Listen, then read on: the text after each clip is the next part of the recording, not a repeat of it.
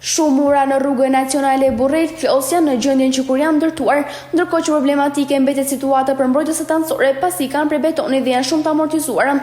Më problematikë është ura e Lusës në kufirin ndarjes mes bashkisë Madh dhe bashkisë Klos, edhe pse ka patur aksidente këmbësorësh në mungesë të barrierës, asnjë mas nuk është marrë deri tani. Drejtuesit e mjeteve dhe pasagerët thonë se nuk ka asnjë siguri nëse mbështetesh në barrierat për betonin, pasi u ka kaluar afati i garancisë dhe nuk mbrojnë asgjë. Ata shprehin gjithashtu se institucionet duhet të ndërhyjnë për të rritur sigurinë e kalimit të automjeteve, por edhe këmbësorëve, pasi shumë banorë të zonës kalojnë në këmbë këtë urë. Çdo gjë metalike është më e mirë se sa bordurat e betonit. Qoftë për mbrojtjen e pasagerëve, udhëtarëve, shoferëve e çdo kujt. Kjo është urë që ndërtuar që në kohën e Italisë. Mirëmatje do patjetër. Që është e domosdoshme me fjalë dyhyrje. Në fjalë nënsore do dhe rrugë për kombësorët, që nuk ka rrugë për kombësor.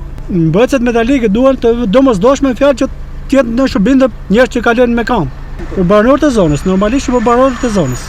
Po, janë 3 urat në këtu, me fjalë fillo prik duke ura e Lusës dhe ke ura e Matës. Janë 3 kthesa të rrezikshme, që të treja duhen të domosdoshme ndërhyrje. Që duhet të ketë mbrojtje metalike. Si rrezikohet, nëse do të dalin nga rruga, do të përfundojmë rrugë. Rrezikohet se është edhe kthesa e vështirë. Nëse nuk do të ketë, shifet duket se tregojnë vetë aksidentet që janë bërë dhe kjo vetëm sa ka formën se i ka mbaruar të vetë ajo si mbrojtëse. Situata shqetësuese për gjitha vitesh në urën e Lusës, por deri tani apeli i banorëve dhe drejtuesve të automjeteve ka rënë në vesh të shurdhër.